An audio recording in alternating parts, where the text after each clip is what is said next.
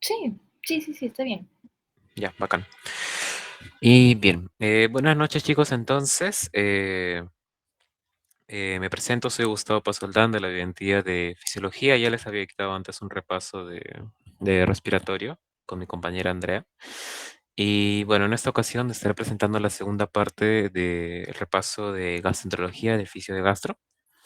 Así que bueno, vamos a tratar de hacerlo de la manera más concisa y rápida posible. También, más que nada, disculpen por la hora, pero solamente para que tengan los puntos más importantes y si es que están grabando la reunión también para que puedan repasarlo después. Vamos a ver solo lo más importante. Y bien, entonces empezando por lo primero sería con el tema de secreción pancreática.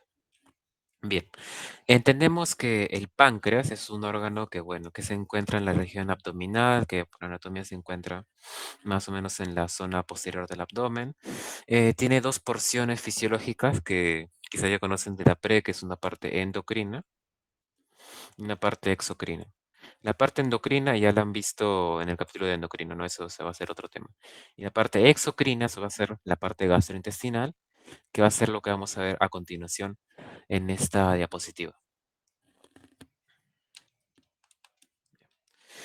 Bien, la secreción exocrina va a ir referida esencialmente a la parte gastrointestinal, que refiere a la parte de la digestión de los alimentos que se produce a nivel del duodeno, gracias a la secreción de sustancias que libera el páncreas. ¿Qué tipo de sustancias?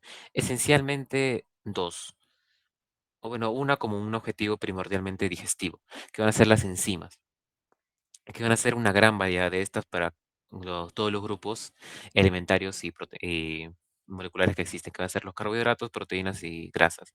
Van a liberarse enzimas para digerir cada una de estas, y diferentes en cada una.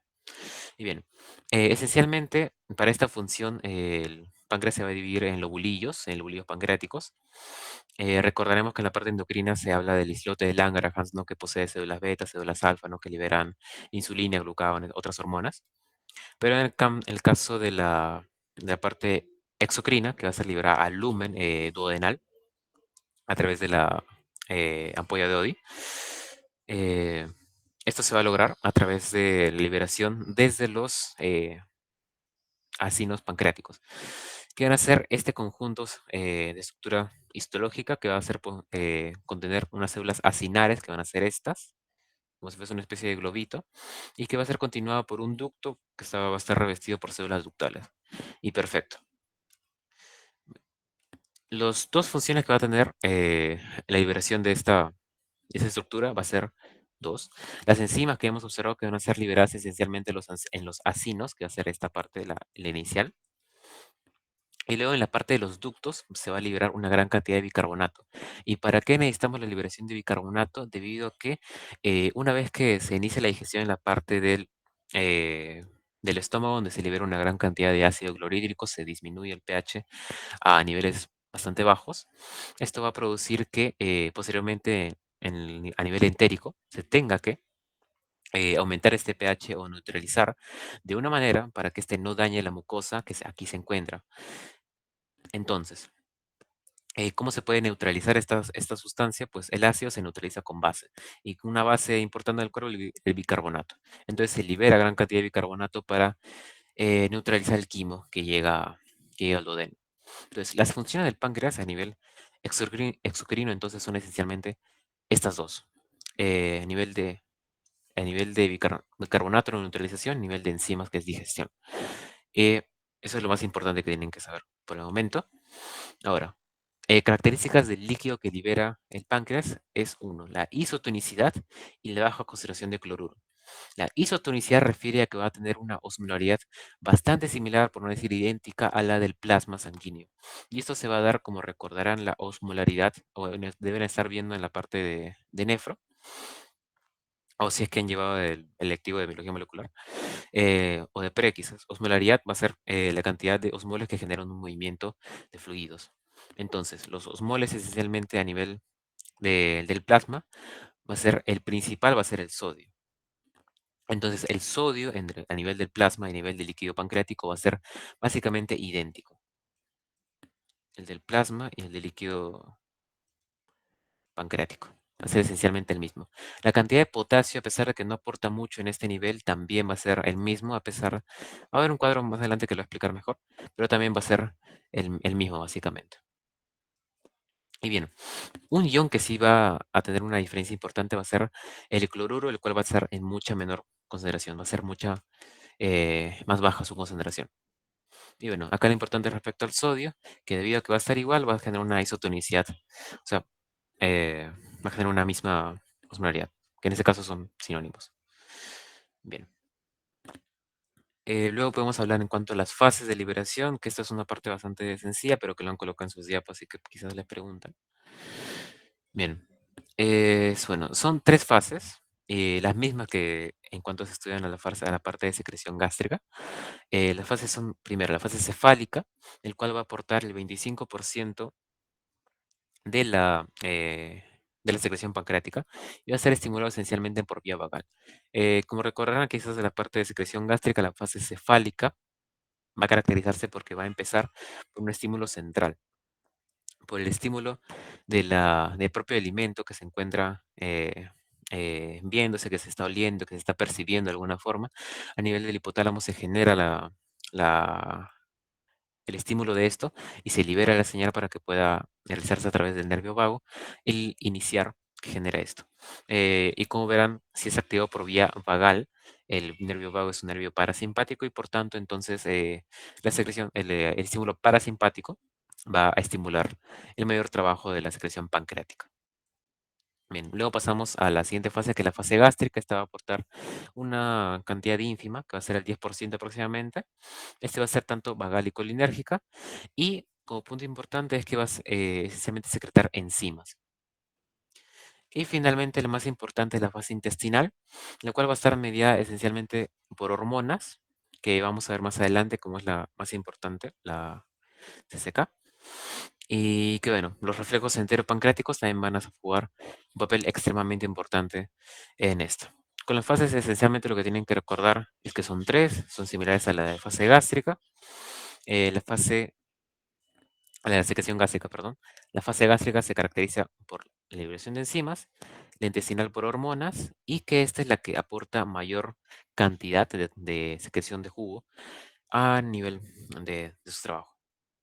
Muy bien, no hay mayores datos importantes. Un resumen de la posición rápida es que el páncreas tiene dos funciones: bicarbonato, enzimas, bicarbonato para neutralizar el ácido del estómago, enzimas para digerir alimentos y los demás componentes moleculares de los alimentos, y las fases. Perfecto. Pasando a la siguiente, la parte de las enzimas pancreáticas. Acá es una parte más que nada de memoria y para que sepan más o menos diferenciar qué posee de enzimas.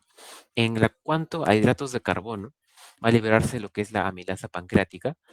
En cuanto a proteínas, va a liberarse tanto la tripsina, quimiotripsina, carboxipeptidasas y elastasas, cada uno que va a atacar a enlaces peptídicos entre aminoácidos específicos. No creo realmente que les pregunten específicamente a cuál, pero para que lo tengan en cuenta, acá están. La tripsina va a atacar esencialmente a aminoácidos básicos como lisina, arginina.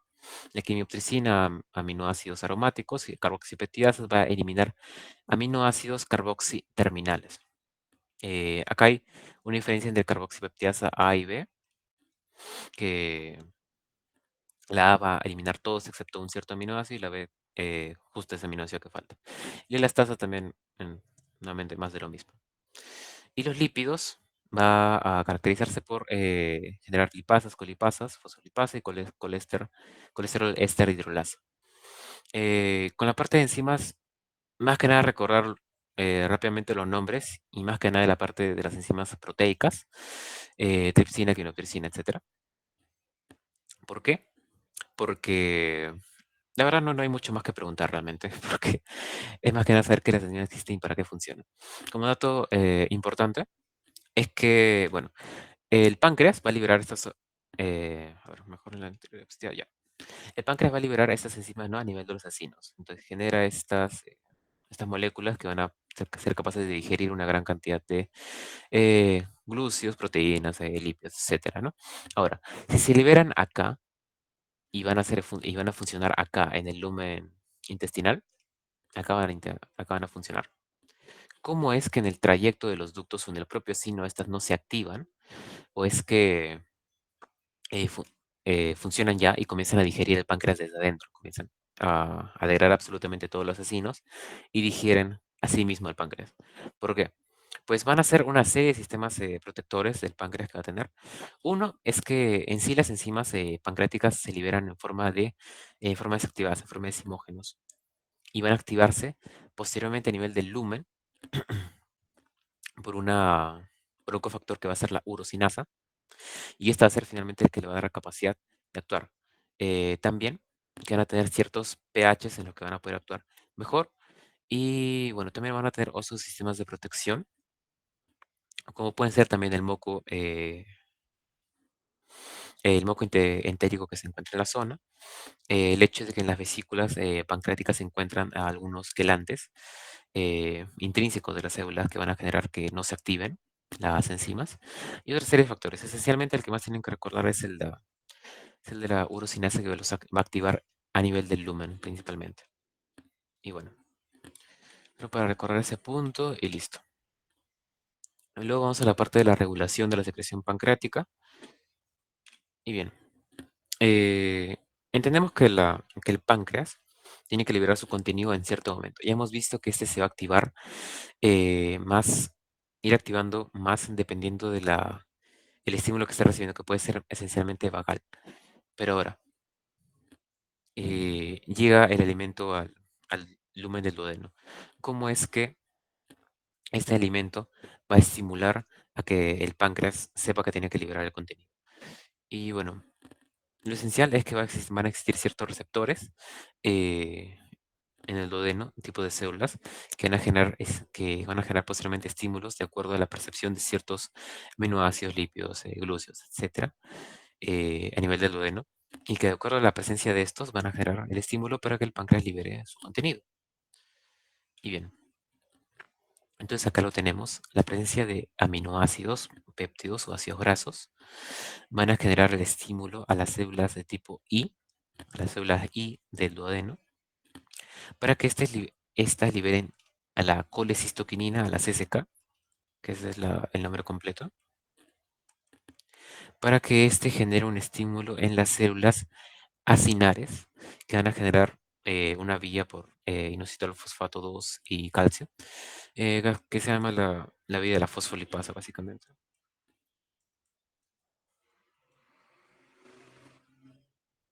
Vía de la fosfolipasa, que va a ser mediado por estos dos componentes, por el inositol fosfato 2 y el calcio. Y este va a generar un estímulo en las células acinares. Recordemos que las células acinares son las que liberan enzimas. Y entonces va a generar una liberación de enzimas. ¿De qué tipo? Para no complicarnos, digamos que esencialmente liberan todo su contenido enzimático. Entonces, perfecto. Entendemos que la presencia de aminoácidos, péptidos, ácidos grasos implica que hay alimentos en el lumen. Hay alimentos, entonces se va a liberar las células y van a liberar colecistoquinina para que puedan liberarse finalmente enzimas por las células acinares. Perfecto. Tiene sentido. Luego pasamos a la parte de la otra función, porque como son dos funciones que hemos examinado, la parte enzimática y la parte de neutralización de la acidez, ambos sistemas son in- casi independientes, ya que uno va a ser regulado por los acinos y otro por los ductos. Entonces tiene sentido que ambos también tengan eh, distintas formas de regulación. Entonces tenemos acidez en el lumen, que va a ser esencialmente sinónimo de que haya protones en el lumen. Esos protones o esta acidez va a estimular a las células de tipo S, también duodenales, para que liberen secretina. Esta secretina va a ser otro tipo de hormona entérica que va ahora a actuar a nivel esencialmente de los ductos, las células ductales, y que ya que va a ser acidez, que va a ser lo que a estar estimulando en este punto, lo que va a ocurrir es que va a liberarse exactamente lo contrario para que cumpla su función de neutralización si haya sido que liberas bicarbonato. Entonces va a generar una secreción esencialmente acuosa rica en bicarbonato. Y perfecto. Entonces, estas son las dos vías de regulación del páncreas. Acá tenemos a las dos hormonas más importantes que tienen que recordar, que es la colecistoquinina, la CCK, y la secretina, que va a liberar bicarbonato. Entonces, la relación de ambas, la cascada que forman, cada una, y qué es lo que genera, que se relaciona directamente con la función que hemos visto de ambos, ¿no? La parte digestiva se asocia con las enzimas, que va a ser mediada por la CCK, mientras que la parte de neutralización del ácido va a ser estimulada por la acidez, que es obvio, que va a estar mediada por la secretina y que va a generar bicarbonato. Perfecto. La forma en la que lo hace la vía, si es que es por una vía de AMP cíclico o una vía fosfolipasa, son ya puntos secundarios, pero es esencialmente lo que tienen que recordar. Bien, y acá como último detalle que puede ser preguntable también, es el efecto de la velocidad de secreción dentro de las características electrolíticas de lo que sería el jugo pancreático. Bien, eh, entendemos que el páncreas no va a liberar todo su contenido a la misma velocidad. Si un individuo se encuentra durmiendo o se encuentra realizando alguna otra actividad, ejercicio físico, por ejemplo, va a predominar un efecto simpático, o en el caso del ejercicio, ¿no? Pero durmiendo, esencialmente no va a haber un estímulo real para que haya una digestión de grasas o de cualquier alimento, si es que no se ha ingerido en un largo tiempo. Entonces, el flujo que va a poseer el páncreas es intrínseco, o sea, siempre va a estar generando, pero va a ser mucho, mucho menor. Y por tanto va a generar que el tipo de contenido que se genere sea un tanto diferente. Entonces, la concentración, como hemos visto casi al inicio, va a ser isotónica, lo que refiere a que la concentración de principal osmol, que es el sodio, va a ser casi idéntica. Entonces, que el potasio también, como hemos visto antes. Bien, perfecto. Eso no va a cambiar como vemos en el bajo flujo, comparado con el alto flujo, en ambos casos no va a variar. Pero el caso del bicarbonato, que va a ser un dato importante para la regulación de la acidez y el cloruro, sí lo va a hacer. Como vemos en el bajo flujo, acá va a iniciar más o menos la cantidad de bicarbonato que va a presentarse y luego va a ir ascendiendo hasta alcanzar una meseta y finalmente alcanza su máximo, que va a ser en el alto flujo. Mientras que el cloruro va a empezar un poco más alto, va a empezar un poco más alto y va a ir disminuyendo poco a poco hasta alcanzar su mínimo en el máximo flujo. Y ahora, ¿eso por qué es importante? Porque entendemos que en el máximo flujo del jugo pancreático es porque está habiendo una estimulación rápida, una estimulación aguda para que se libere este jugo, porque seguramente hay una presencia de acidez o hay alimentos en el lumen que necesitan ser digeridos y que por tanto requieren que el páncreas trabaje a una mayor velocidad y genere gran cantidad de jugo para que pueda ser digerido lo que está en el lumen. Y entonces, al ser esto, entonces se requiere que el páncreas tenga una secreción rica en bicarbonato y baja en cloruro, para que esto pueda contar con una función adecuada. Entonces, hay poco bicarbonato en el bajo flujo porque no se está en una situación que realmente requiera un gasto de recursos, ya que esta secreción de bicarbonato es de forma activa, o sea, cuesta a las células ductales, les cuesta energía hacerlo. Entonces, que simplemente sea una secreción que tenga un contenido básicamente eh, de electrolitos casi igual al del plasma, no habría mayor problema. Pero en el alto flujo sí va a requerir que sea alto para que pueda servir como un regulador de la acidez. Bien, entonces esto va a ser en realidad lo más importante que hemos visto sobre el tema del páncreas. Y bueno, esencialmente esos son los principales datos sobre secreción pancreática. Tampoco hay mayores datos que tocar. Y revisó sus diapos y el doctor Araujo tampoco ha puesto muchas cosas, la verdad. Y bien, con eso estaremos pasando ya al siguiente tema de secreción biliar. Como mencioné al inicio, vamos a estar tocando solamente los puntos más importantes para que puedan tenerlos en cuenta y para que, si es que están viendo esto y no han visto muchos de los temas o han visto muchos de sus diapos porque han revisado otros cursos o así, para que puedan llevarse lo esencial, los puntos clave que pueden llevarse a su examen. Y bueno, si alguien tuviese alguna duda, normal puede hacerlo.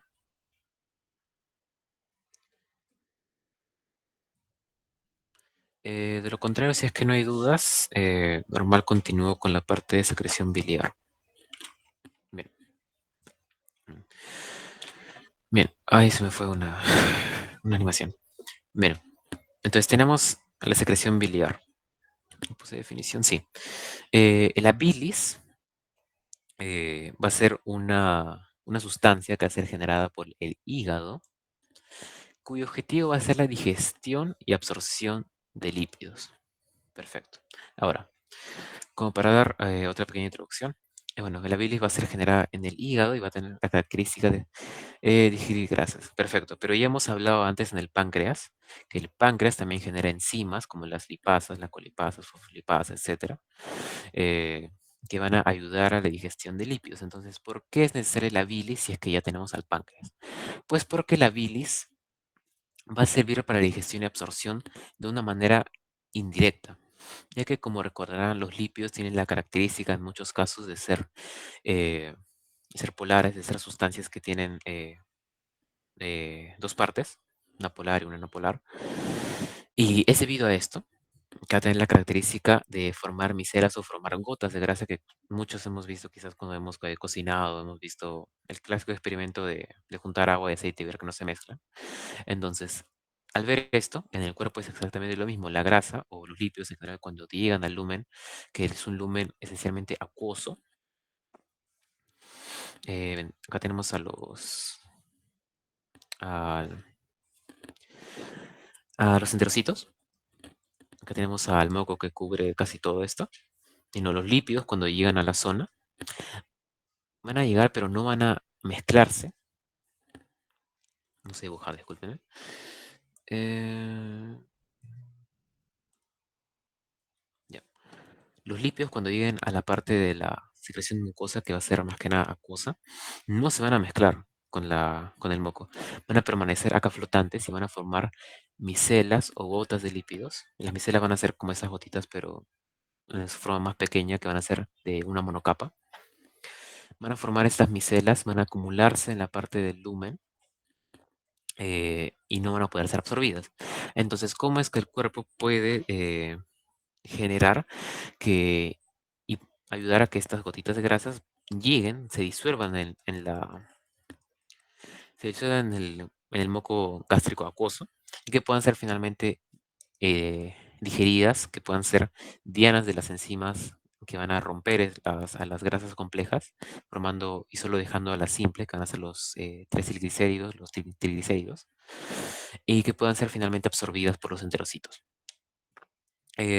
Recordar el nombre de lo que es comi- no sé si han tratado de mezclar alguna vez aceite con agua, que se le tiene que echar un poco de jabón, y a la sustancia que resulta se le llama una emulsión, que sería una combinación de algo grasoso con algo líquido.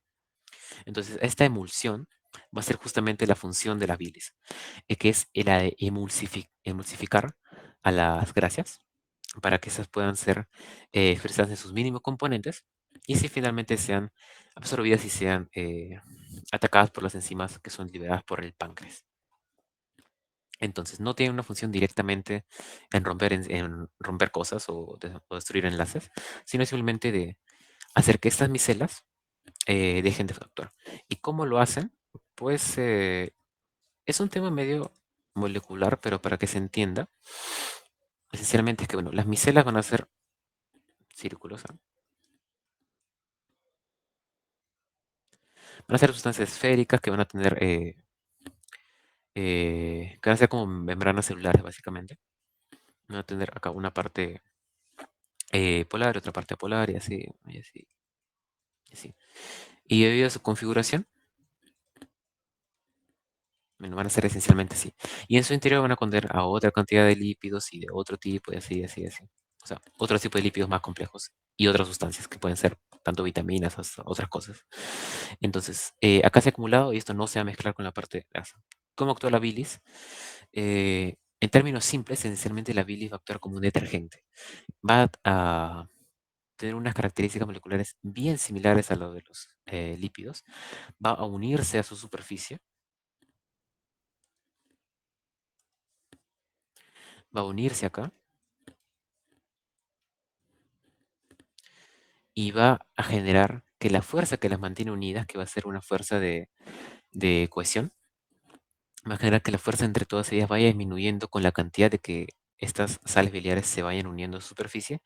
Y eventualmente va a ser tal la cantidad de sales biliares que van a haber ahí que la micela no se va a poder mantener en su forma y va a simplemente colapsar. Y al colapsar va a liberar todo su contenido de otros lípidos que se encuentra al lumen. Y no va a poder generarse otra micela porque, o sea, esas sales biliares van a estar en gran cantidad. Entonces, finalmente esto genera que los lípidos que tienden a aglomerarse permanezcan simplemente libres y sueltos. Y así va a ser fácilmente entonces que estos lípidos van a pasar al lumen, van a pasar al lumen, van a descender.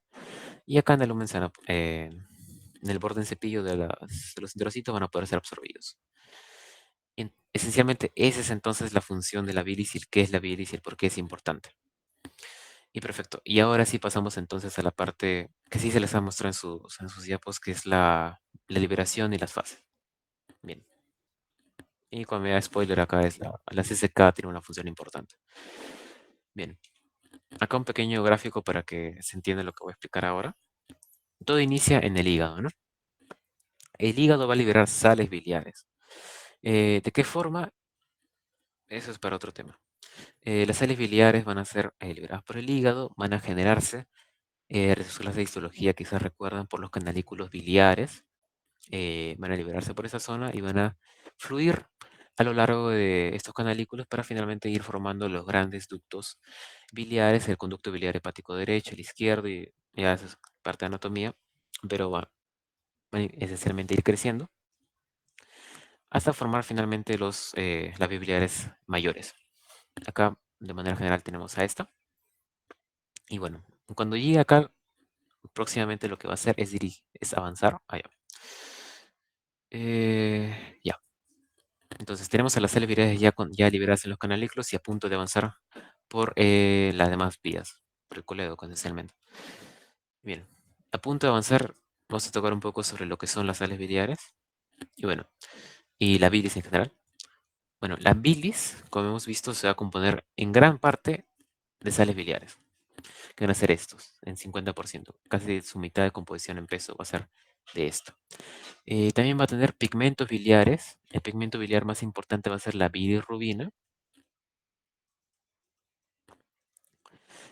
que quizás lo han visto en la parte de hemato, que es derivado de la hemocateresis, derivado de la digestión del grupo de hemoglobina. Y bueno, eso lo vamos a ver en la siguiente diapositiva. Luego tenemos al colesterol, que va a estar en 4%, de los fosfolípidos en 40%. ¿Por qué los fosfolípidos son importantes? Porque los fosfolípidos también van a tener la característica de aglomerarse en micelas y van a ayudar también a esta en función de las sales biliares. Bien, entonces, las estrellas de la bilis, lo más importante van a ser las sales. ¿Por qué? Porque esencialmente van a contar con la función directa que he explicado antes, que es la de emulsificar las grasas. Los pigmentos son más que nada de tipo excretorios, el colesterol también. Los fosfolípidos son, de cierta forma, también no cuentan con mucha función como lo son las sales. Bien. Entonces tenemos que el hígado libera eh, ácidos biliares primero, esto lo voy a explicar ahora, que van a ser el ácido cólico y el que no es oxicólico. Una pregunta habitual a veces en preguntas de hasta ENAM, creo que, o ENAM de salud lo he visto. ¿Cuál es el ácido biliar más común? Es el ácido cólico. Luego, una vez este ácido cólico y que no es oxicólico y llegue al lumen intestinal, va a ser trabajado, va a ser metabolizado por lo que es la microflora intestinal y va a generar ácidos biliares secundarios, que va a ser el ácido litocólico y el ácido desoxicólico, que van a ser ácidos biliares secundarios esencialmente debido a la eh, agregación de otros aminoácidos a su composición. Y bien, y todos estos, diferenciándose del nombre, esencialmente tienen la misma función y no hay mayores diferencias, que es la de emulsificar a las grasas. Perfecto. Ahora, ¿por qué hay sales biliares o ácidos biliares? Pues bien, los ácidos biliares van a tener en general un pH mucho menor del que tienen las sales. Obvio, ¿no? claro. Pero esto va a permitir que tengan una mayor solubilidad también justamente en pHs ácidos. Entonces, una vez llegan al lumen intestinal que probablemente tenga una secreción especialmente ácida, van a funcionar ahí. Pero próximamente, cuando el bicarbonato liberado por el páncreas comience a funcionar, necesitan que, que posteriormente se genere otro tipo de ambiente para que continúen funcionando adecuadamente y no se disocien ambos tipos de sustancias. Entonces, ¿para qué? Entonces, bueno, o sea, con ese objetivo, ¿no? Entonces, es debido a esto que se generan entonces las sales biliares, que son sustancias que tienen un pH mucho mayor, que se son, por tanto, solubles más en ese tipo de sustancias, y que van a ser también generadas por el propio hígado, eh, agregando, que van a ser aminoácidos tipo taurina o glicina, creo que, ¿no? A la composición de estos, en alguna parte, en cierta parte, y liberarse finalmente en el lumen intestinal, va a hacer que algunas puedan reaccionar con esos aminoácidos y puedan finalmente formarse ya en su totalidad para cuando se requieran estas sales. Pero se le llama de manera global sales biliares para que no haya tantos problemas en su nomenclatura. Bien, entonces esa es la clasificación, definición con respecto a las sales biliares. Luego continuando con la fase de secreción, cómo funciona, sigue así. Sigue por todo la vía biliar, sigue y finalmente se va hasta el lumen duodenal para poder ser secretado y que funcione. Sin embargo, en cierto punto se encuentra con esta pequeña apertura, con esta gemación que parece, que es lo que es en realidad. Se llama la vesícula biliar, también recordamos por clase de anatomía. La vesícula biliar se encuentra acá y va a tener la función, tres funciones esencialmente, que son la de el llenarse como una forma de almacén de bilis, concentrar la bilis, o sea, absorber agua y poder aumentar la concentración de eso para que pueda actuar mejor. Y la eyección al generar una contracción ligera de esa estructura para que pueda liberarse en gran cantidad hacia el lumen cuando se necesite. Y entonces, un dato importante y que siempre se suele repetir, porque a veces lo pregunten así, es que la vesícula biliar no produce bilis de ninguna forma ni de ningún tipo. Lo único que hace es almacenarla, la almacena, la concentra y la libera. No hace absolutamente nada más. Y es por eso que en cirugías de una vesiculitis o una inflamación de la vesícula en general, eh, no hay, no hay mayor riesgo si es que simplemente se le extrae. Ya que el hígado es esencialmente el que produce esta bilis. El problema es cuando se te falla el hígado por cirrosis o por alguna otra razón. Ahí viene el problema con la parte de la tolerancia a grasas. Pero la vesícula esencialmente es una función de almacén. No cuenta con otro trabajo. Bien, luego pasamos a la siguiente fase, que es la llegada finalmente al lumen. Entonces llega al lumen, actúa de la manera en que ya les he explicado. Y perfecto. Entonces, estas sales biliares, una vez ya hayan actuado, van a encontrarse en el lumen intestinal y van a viajar a lo largo de todo el intestino, siguiendo, ayudando a la digestión, emulsificando grasas y permitiendo que todos los lípidos se absorban adecuadamente para que, bueno, y lleguen para que se absorban eventualmente, ya que el cuerpo no puede desaprovechar nada, que en esta época se consume demasiado lípidos, es otra historia. Bien, entonces, perfecto. Ahora, ¿qué pasa con estas sales biliares que se encuentran en el lumen? Simplemente el cuerpo las excreta.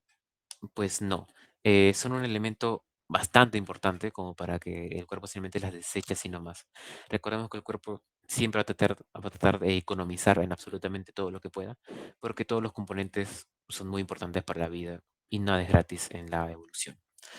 Así que bueno, estas sales biliares entonces van a ser reabsorbidas a nivel del íleon hacia la circulación portal.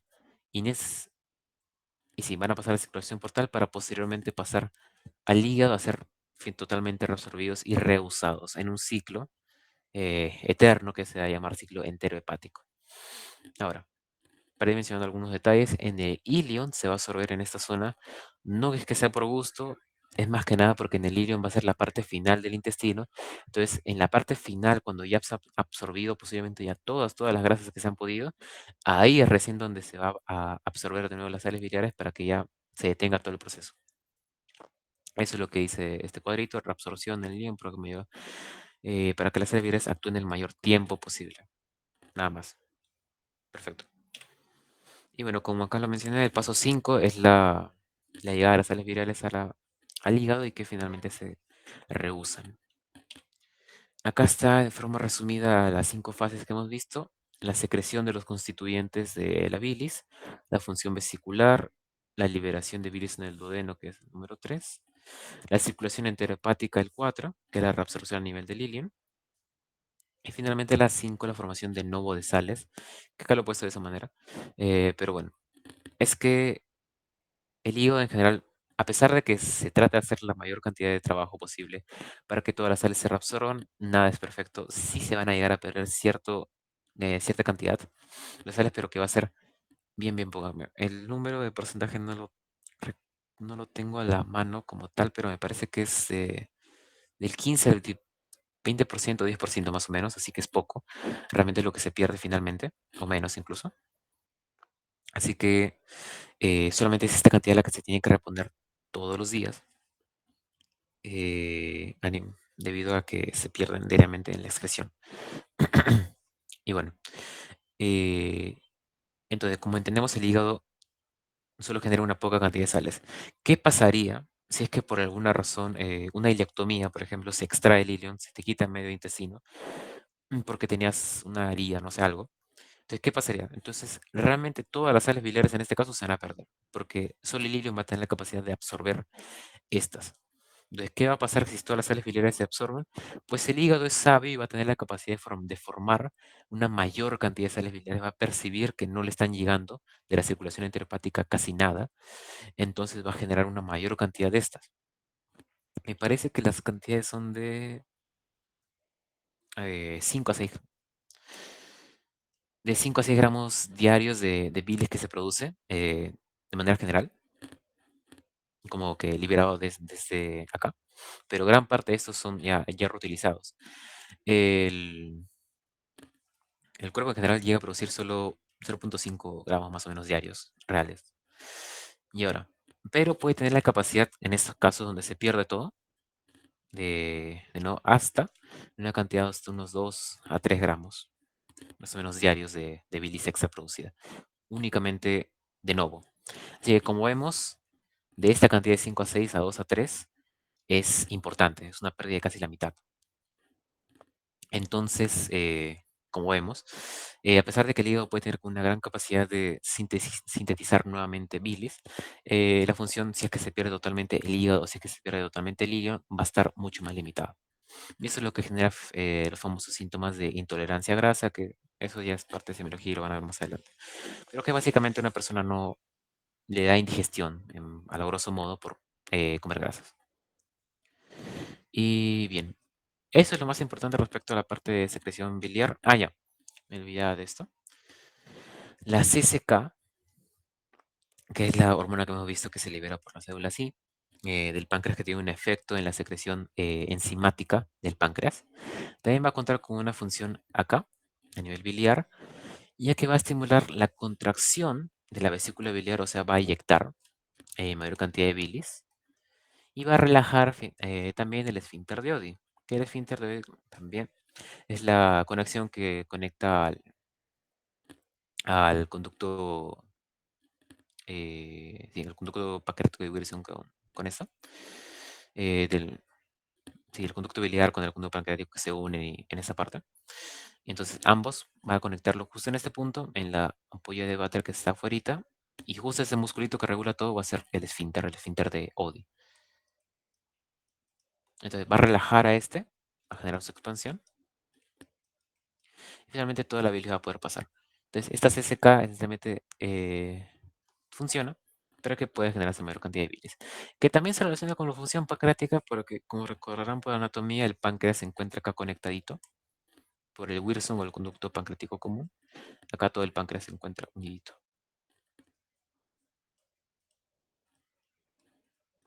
Entonces, la función de la CCK, que es pancreática también, va a generar un efecto también pancreático, al venir que las sustancias enzimáticas de acá y de la bilis, todo confluye y pasa. Perfecto. Entonces ya eso sería todo respecto a la parte de secreción biliar. No sé si me falta algo. Ah, ya. La parte de ciclo de la bilirrubina, esto sí lo voy a tocar un poco más rápido porque esta es una diapo reciclada de Mato. Y en la siguiente hay otra más simple todavía para explicar el proceso. Pero sí es un poco importante para que vayan recordando para la parte de pigmentos biliares y cómo se forman y de qué se tratan. Y bueno, bilirrubina entendemos que es eh, los rastros o los restos de lo que es generado debido a la degradación de la hemoglobina que es generado porque los eritrocitos, cuando cumplen 120 días, son muy viejos, sufren cambios estructurales, no funcionan adecuadamente, entonces tienen que destruirse para formar nuevos, porque si es que permanecen ahí pueden destruirse en la sangre y pueden liberar todo su contenido que es tóxico, la hemoglobina es tóxica de forma directa. eh, entonces, si genera esto es malo, entonces tiene que realizarse en una estructura ya conocida, que es el vaso, a través de un sistema de hemocateresis, de un sistema fagocítico, que uno hace esta función. Ya, acá tenemos al vaso, va a haber un macrófago que va a percibir que un eritrocito ya está viejo, entonces lo destruye. Y perfecto. El principal componente que va a poseer es hemoglobina y es el que nos interesa. Todo lo demás de fosfolípido que presente, glutatión o estros, eso se libera y se metaboliza de otra forma, que tampoco se libera. Y bueno, genera hemoglobina. Esta hemoglobina va a tener dos grupos principales, al grupo hemo y a la globina. Las globinas son esencialmente aminoácidos, así que se van a liberar simplemente y destruir por proteasas. Pero el grupo hemo es la parte importante. El grupo hemo va a liberar a su hierro, que esto se tiene que conservar de alguna u otra manera porque el cuerpo no, así nomás no recibe hierro, y tiene que tratar de conservarse de la mejor manera. Y va a tener el esqueleto del grupo hemo o la biliverdina, que se convierte en esto. Luego, bueno, el hierro se une con la transferrina, que es la molécula que transporta hierro, se va a transportar al líquido, puede transportarse al hígado para que se almacene, o puede transportarse a la médula ósea para que finalmente genere más glóbulos rojos. Perfecto, ese es de otro tema. Lo que nos interesa ahora es la biliverdina. ¿Cuál es el trayecto de esta? La biliverdina va a inmediatamente poder degradarse también en el vaso a bilirrubina no conjugada. Esta NC es no conjugada. ¿Por qué es no conjugada? Porque no está unida todavía a un grupo de ácido glucurónico, que es el conjugante, que va a estar en el hígado. Entonces, ¿pero por qué es importante que sea conjugada o no conjugada? A varios niveles, en realidad. Uno es que al ser no conjugada va a tener que viajar en la sangre unida a la albúmina. Entonces acá tenemos a la albúmina.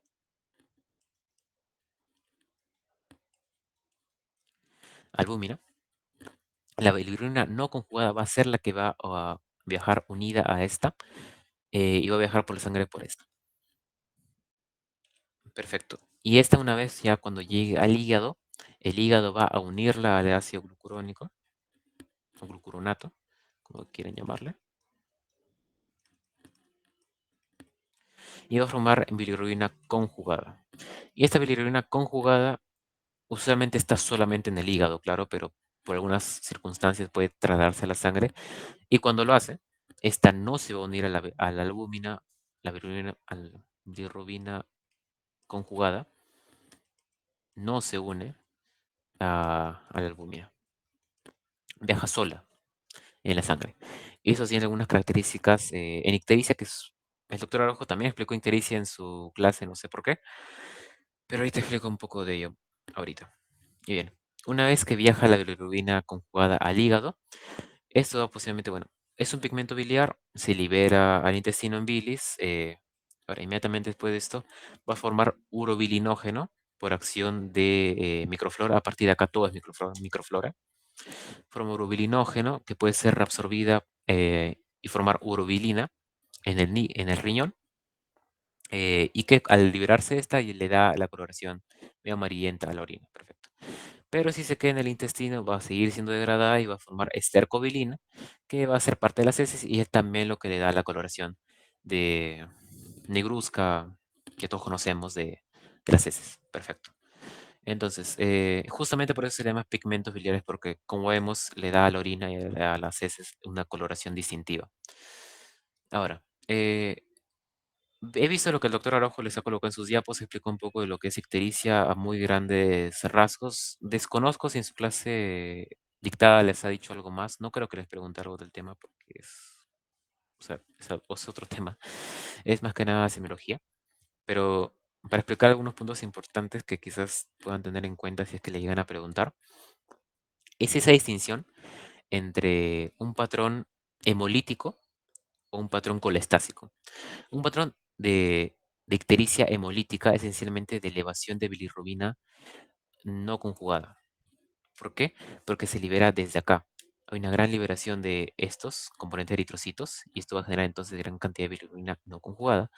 Y esta cantidad de bilirrubina no conjugada, como vemos, se une a la albúmina y la albúmina no pasa los riñones, no se traslada a la orina. ¿Esto qué genera? Que a pesar de que el paciente esté amarillo, amarillo, no va a, a tener una orina amarilla. Y esto, aunque parezca extremadamente intrascendente, es importante porque en la bilirrubina conjugada, que es la que se produce en el hígado y la que se puede elevar en casos donde, por ejemplo, eh, toda la vesícula biliar está obstruida o por alguna razón no pasa la bilis por la vesícula, como cuando hay una piedra en la vesícula, cuando hay un tumor que obstruye el paso, lo que sea, que produce una elevación de la presión en los conductos biliares. Todo esto va a generar que aumente la cantidad y finalmente la orina conjugada salga a la sangre. Y al salir, al no viajar con la albúmina, o sea, viaja sola, sí va a pasar a la orina.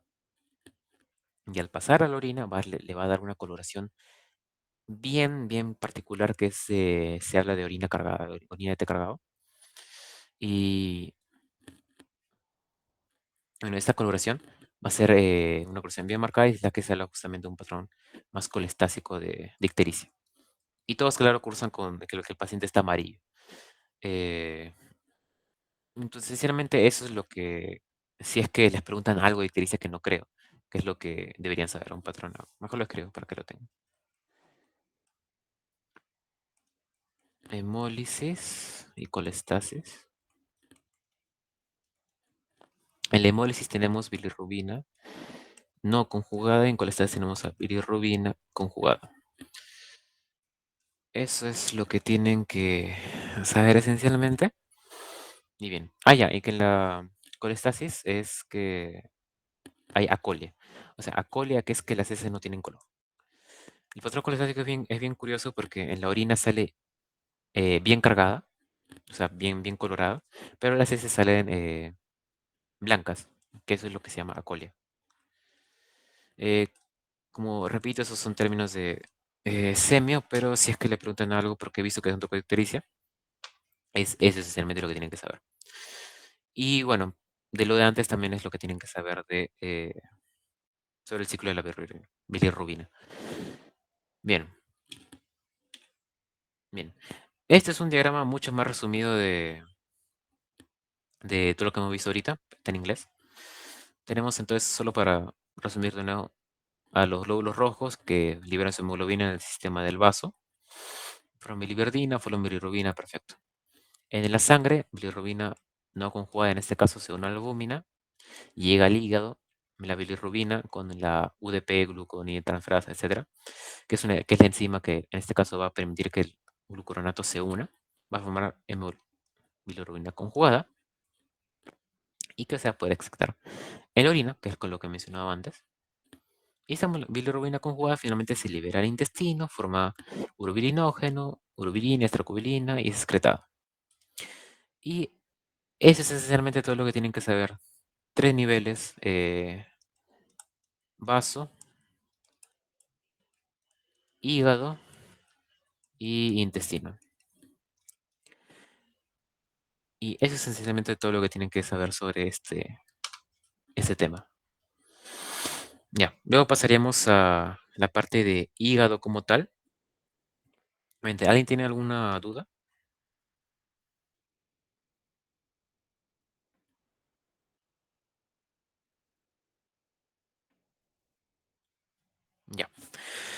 Parece que no hay duda, así que continúa.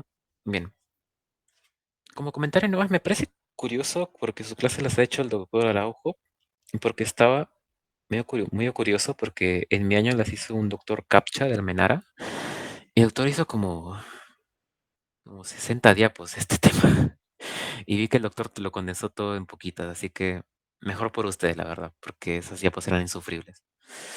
Así que está bien. Bueno, el hígado va a ser un órgano abdominal, un órgano extremadamente importante que se va a encontrar en la zona superior derecha del abdomen, que bueno, va a ser bastante grande. Y ya, ese es, y que va a contar con una gran cantidad de funciones sistémicas. La cantidad es enorme, en realidad el hígado funciona en gran parte de, de cosas y su falta, como su falla, produce una alteración sistémica total. Ahora, todas estas, para tratar de agruparlas en más o menos en una clasificación decente para ver sus funciones y estudiarlas, son cinco funciones. Bien. Son dos primero que ya las hemos visto, la formación y secreción de bilis y la producción y excreción de bilirrubina. Todos eso es lo que hemos visto en la parte anterior de secreción biliar. Ya. Pero hay otras tres. Tenemos funciones metabólicas. O sea, en la parte bioquímica, sí, o en la parte de no sé en dónde más lo habrán visto en bioquímica, que se habla usualmente del glucógeno, que el hígado se encuentra, tiene una gran función de almacenaje de energía de glucosa en forma de glucógeno, que puede generar otros procesos para liberar cuando el cuerpo está en inanición, puede mantenerla a nivel de glucosa en sangre estable por gran tiempo, realizando otro tipo de procesos y así. Eh, es todo esto, las funciones metabólicas que posee el hígado. Bien, puede poseer también funciones en carbohidratos como en lípidos. En carbohidratos esencialmente es la gluconeogénesis y la regulación de esta, de la liberación de glucógeno, que es tanto la glucogenólisis como la glucogenogénesis. Cada uno un proceso que ya han visto en bioquímica y que son esencialmente la regulación de la producción y de la mantención de los niveles de glucosa en sangre. Bien. Y la gluconeogénesis, que es la producción de glucosa de componentes no glucosídicos. O sea, la que se genera glucosa desde proteínas, desde lípidos. Ya. Y los lípidos, que van a esencialmente generar por oxidación de ácidos grasos, por beta-oxidación, y la producción de lipoproteínas que ayuda a la regulación de colesterol, triglicéridos, ya sabrán, el colesterol, fosfolípidos, etcétera. Entonces, tiene funciones metabólicas. Ya. Pero no me hablarles mucho con eso, son solamente estas. Luego posee una función, acá ya pasamos con las específicas, con una función de detoxificación. ¿Por qué? Porque el hígado es el gran laboratorio del cuerpo. Este va a permitir que absolutamente todo lo que entra a nuestro cuerpo pase primero por el hígado para que no nos produzca algún daño. No sé si habrán escuchado de fármaco, quizás ya lo llevarán al próximo ciclo. Y esto es bastante importante para eso. Es que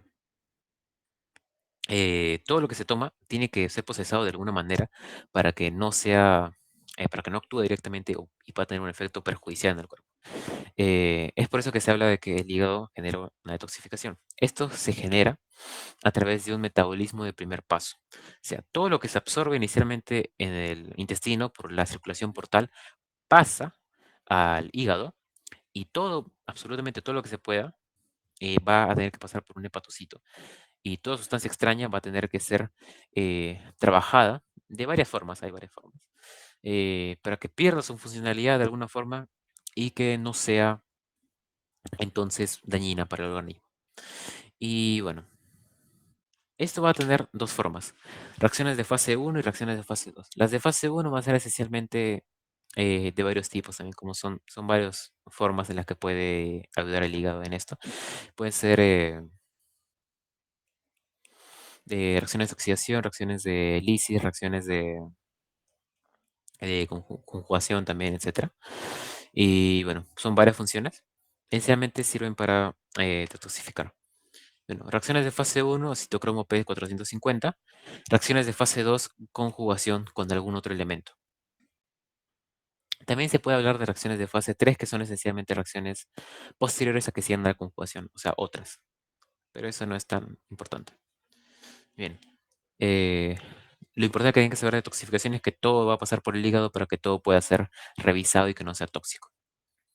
Y es por eso que se habla a veces de que algún fármaco, cuando vean el curso de fármaco, si es trabajado por el hígado o es trabajado por el riñón, que es también otro punto donde puede ser metabolizado de manera importante, pero el hígado es por donde tiene que pasar todo. Y bien, luego pasamos a la última función, que es la síntesis de proteínas. Y bueno, en cuanto a la síntesis de proteínas, va a generarse una gran cantidad de estas. Vamos a tener primero que va a generar aminoácidos no esenciales. ¿Por qué no esenciales? Porque justamente al ser no esenciales es que no se tiene que consumir por la dieta, o sea, el cuerpo las puede producir. ¿En dónde? Esencialmente en el hígado. Y luego vamos a tener que también para producir proteínas plasmáticas. ¿Para qué? Para una función exuberante de cosas y que todavía se sigue estudiando todas las proteínas que existen en la sangre y que se sigue encontrando que varias se producen en el hígado. Entonces, de manera resumida, primero, la más importante, la hemostasia. Un marcador temprano de falla hepática es que haya una alteración de la hemostasia, o sea, que la sangre tarde más en coagular, que haya una alteración en los tiempos de coagulación, que es una prueba laboratorial. Básicamente que la sangre no coagule en el tiempo esperado, que se demore más. Entonces, eso va a ser un marcador importante de daño hepático prematuro, debido a que el hígado se encarga justamente de producir las sustancias que se encargan de la hemostasia, de la coagulación. Luego tenemos a la presión oncótica y eso es un dato importante. La proteína más importante que produce el hígado, así a grosso modo y a nivel general, es la albúmina. Es la que produce en mayor cantidad, es la proteína más de mayor concentración en la sangre y es la que va a mantener la presión oncótica, que quizás ya han visto el término en sus clases de nefrosis, que sí la están llevando, creo. Eh, Va a mantener básicamente la presión eh, intracelular y va a hacer que los líquidos se mantengan en los vasos para que no se salgan al extracelular por simple presión hidrostática. Acá entra la ley de Frank Starling y otras para mantener este proceso. Luego, de transporte. Hay una gran cantidad de proteínas que sintetiza el hígado para transportar cosas. Entre ellas tenemos a la transferrina, por ejemplo, que hemos visto antes, para transportar hierro. Tenemos a ceruloplasmina para transportar cobre. Tenemos a la aptoglobina para transportar grupos de hemo que se han liberado. Tenemos también a, no sé, muchas otras más. Y no son una gran, larga lista de... Ah, ya. La propia albúmina también es una proteína de transporte. Tenemos a proteínas de transporte de hormonas específicas como el transporte de tiroidea, al transportador de andrógenos, y etcétera, etcétera, etcétera. Una larga lista, como mencionaba. Inmunidad, porque las proteínas plasmáticas generan lo que son a las proteínas del complemento, que ya han llevado clases de mato, así que si saben lo que es el complemento, es un sistema de proteínas muy organizadas que permiten generar un daño prematuro a bacterias o agentes dañinos que se encuentren en la sangre y que, bueno, finalmente genera el complejo de ataque a la membrana y genera una lisis bacteriana. Mm, eso. Las proteínas surgen del hígado.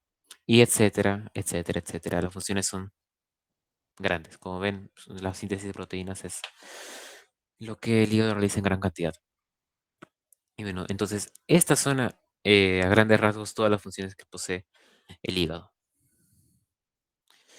Y eso es casi lo más importante que tienen que saber del tema. El doctor Araujo ha sido bien conciso con sus diapos. Eh, no hay muchos puntos que tocar tampoco. Bueno, esos son rápidamente todos los que hay que ver.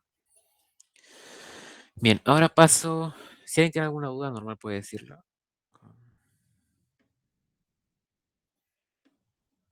Y ya. Y bueno, ahora pasamos a los dos últimos temas que son los más curiosos porque son los que menos información hay y los que en los libros de fisiología no se tocan. Porque bueno, no son tan prácticos a didáctica, aparte que son temas un poco más vistos en estudios, especialmente de microbiota. Pero bueno, para ver rápidamente los puntos más importantes de esto, eh, son los siguientes. Ah, se me pasó también.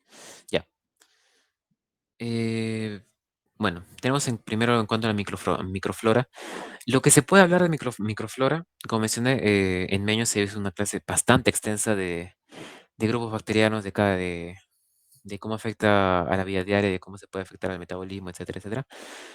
La verdad, eso no tiene mayor relevancia en este punto de la carrera y no tiene un efecto mayor importante. Lo que tienen que saber es simplemente lo que han colocado en sus diapos, que es esencialmente que es un conjunto de bacterias que se encuentra en el sistema gastrointestinal que se relaciona de manera simbiótica con el cuerpo humano, que tiene un efecto de tipo comensal y mutualista, que es la definición tal cual que les ha puesto el doctor. Comensal y mutualista. ¿Por qué? Ahora para explicar un poco sobre la microflora. Tiene una gran cantidad de funciones, no solamente en cuanto a la protección, ya que una de sus principales funciones de lo que está es el antagonismo frente a organismos patógenos y esto debido a que el crecimiento bacteriano de bacterias buenas, entre comillas, que se encuentran acá, va a evitar que bacterias malas puedan venir y proliferar y así generar una infección. Entonces, son una primera barrera defensiva. También el propio metabolismo de la bacteria va a generar que se produzcan algunos componentes que el cuerpo no puede producir de manera propia. La vitamina, eh, eh, mm,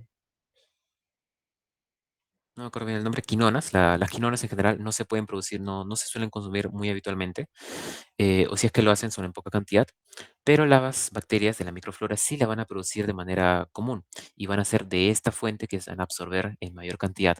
Entonces son una fuente de vitaminas y también de otros componentes que ya que van a generar ácidos grasos de cadena corta que son mucho más fácilmente absorbibles. Entonces acá tenemos otra función. Eh, Van a tener una función de inmunoestimulación ya que se ha encontrado en personas que no poseen una microflora adecuada o que tienen una alteración en esta, desde etapas tempranas de la vida, va a generar que no tengan un sistema inmune poco desarrollado y estén más propensos a infecciones y a tipos de alergias. Otra función, ya tenemos síntesis de vitaminas, aminoácidos y producción de energía. Entonces, el efecto que tiene la microflora en la vida humana es bien importante.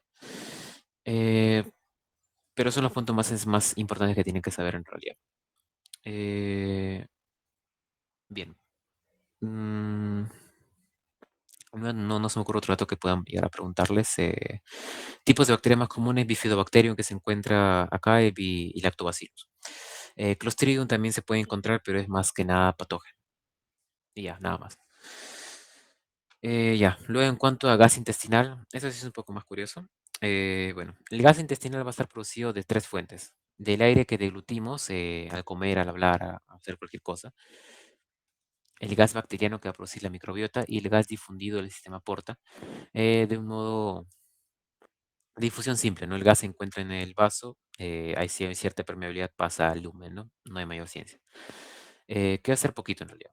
Ahora, el volumen de gas que se encuentra en el sistema entérico, eh, o en el colon, perdón, es esencialmente de 100 a 200 mililitros en volumen. Es solo eso. La composición va a estar dada esencialmente por una gran mezcla de gases que pueden ser nitrógeno, oxígeno, CO2, hidrógeno, metano, que va a variar a lo largo de eh, de todo el tracto gastrointestinal. Ahora, ¿de qué forma? Bueno, en porciones del estómago y esófago va a haber principalmente gas oxígeno por lo que es deglutido. A nivel del colon va a haber mayor cantidad de metano porque va a derivar de la producción bacteriana. A nivel entérico va a haber mayor cantidad de CO2 debido a que va a haber mayor difusión portal y mayor cantidad de bacterias que producen este gas, y etcétera, etcétera. Ahora, en cuanto a flatos, eh, va a llegar a producirse 200 o 400, 2 litros, un poco más de 2 litros de flatos, que son las flatulencias básicamente, diariamente por día, y pueden producirse entre 10 a 20 veces por día. Estas se producen de manera pasiva, no tienen por qué tener alguna alteración son normales, pero sí pueden aumentar situaciones donde haya una baja digestión o baja digestión de los componentes de los alimentos. Y entonces, al existir esto, sí puede haber un incremento de estos y una alteración claramente de su función. Eh, ya. Los flatos como tal no tienen una función, son simplemente la eliminación del gas excesivo que se puede encontrar en el sistema gastrointestinal. Y ya, eso es más que nada. El sistema inmunitario intestinal, lo he visto que casi no han tocado este tema, así que solo por mencionar rápidamente. Eh, Son todos los puntos que han tocado. El sistema inmunitario gastrointestinal va a tener dos funciones. Uno, el protegerse de toda la microflora que va a existir, ya que a pesar de que sean bacterias buenas, entre comillas, también va a tener la capacidad de generar infestación o infecciones en el caso de pacientes que se encuentren inmunodeprimidos, que su sistema inmune esté ya de por sí bajoneado. Entonces, en estos casos ya puede afectarlos. Entonces, va a haber varias barreras o varias formas en las que el cuerpo tiene que protegerse primero de este beneficio que tiene, pero que igualmente conlleva un riesgo, ¿no? Bien, entonces, eso lo va a realizar de varias maneras. Puede secretar moco, las creaciones mucosas impiden el contacto directo y facilitan la eliminación. Puede haber factores químicos. Acá vamos a encontrar los péptidos antimicrobianos, lisocimas, lactoferrina, defensinas, IgA secretoria también podría formar parte incluso de esto. Y acá encontramos unas células importantes que no las han mencionado, pero sí son bastante importantes en este tema, que son las células de PANET, que van a tener una gran cantidad de receptores que van a eh, percibir si es que existe una cantidad de excesiva de bacterias, una cantidad de bacterias que no sean comunes en la zona o cualquier tipo de alteración. Y ante cualquiera de estos van a generar una liberación de sustancias que van a ser defensivas, que se le llama de manera conjunta defensinas. Son de lo que se encuentra todo lo que hemos visto anteriormente. Péptidos antimicrobianos, lisocimas, lactoferrinas, que van a actuar de manera antibacteriana de distintas maneras. Y listo. Luego puede haber factores físicos, que pueden ser la descamación de las propias células epiteliales, que permiten que haya mayor recambio y que no haya una afectación únicamente de una sola capa y que pueda posiblemente invadirse, sino que siempre va a ser en constante cambio y que esto permite que pueda haber una mayor protección. Luego tenemos a los cilios, puede haber la peristalsis, también permite que haya una eliminación, las oscilaciones intestinales también. La flora normal, como mencioné, impide la proliferación de flora perjudicial. La IgA secretoria, esta va a ser una tipo de inmunoglobulina que se va a generar por algunos conjuntos de linfocitos B, de plasmocitos que se van a encontrar en las placas de Peyer. Las placas de Peyer son nódulos, folículos linfáticos que se van a encontrar esencialmente a nivel del colon y que van a ser zonas de proliferación de plasmocitos que van a estar muy cerca a la zona de la mucosa debido a que justamente en ese nivel gastrointestinal en el colon, donde puede haber una proliferación de bacterias excesiva, y es el punto, y puede ser un punto de infección.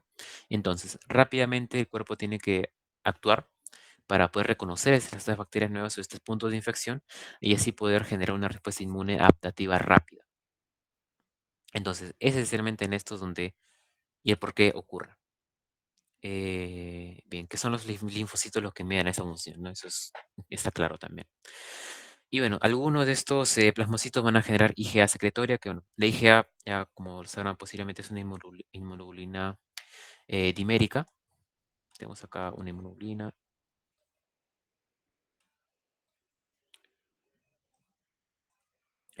Acá. Son como que dos anticuerpos pegados. Este va a ser lo que es la IgA secretoria. Este va a ser encontrar esencialmente en las mucosas, va a ser liberada por plasmocitos y se ataca esencialmente a complejos de bacterianos ya conocidos o de tipo con patrones comunes. Esto se le llama PAMPs, que ya lo ven, quizás lo viste en hemato, ya lo verán, van a ver con más detalles en inmunología. Los PAMPs son esencialmente los patrones que poseen todas las bacterias o gran cantidad de bacterias en común y que se asocian, bueno, a bacterias y que por tanto pueden ser atacadas de manera conjunta a modo de IgA secretoria. Y bien, bueno, como dato importante también, gran parte, casi el 70-80% de toda la inmunoglobulina y todas las moléculas defensivas que se encuentran en el cuerpo están en el sistema gastrointestinal. y es por eso de la importancia de en este punto. Y bueno, eso sería todo, chicos, esencialmente sobre el tema. No había mucho que tocar esencialmente en los últimos dos. Tampoco creo que les pregunten mucho porque lo más importante es lo de arriba. Y tampoco he visto que han ahondado mucho en el tema tampoco. Así que, bueno, eso es lo más importante. No sé si alguien tiene alguna duda ya para acabar, ya que se ha hecho un poco tarde. Creo que todo está claro. Ya, perfecto. Igual, si tienen alguna duda o algo, pueden escribirme o normal. La delegada tiene mi número normal. Ya. Ya. Entonces, eso sería todo, chicos. Muchas gracias por su atención y espero que les vaya una muy buena semana y puedan seguir estudiando. Pero muchas gracias y hasta luego. Gracias, Gustavo.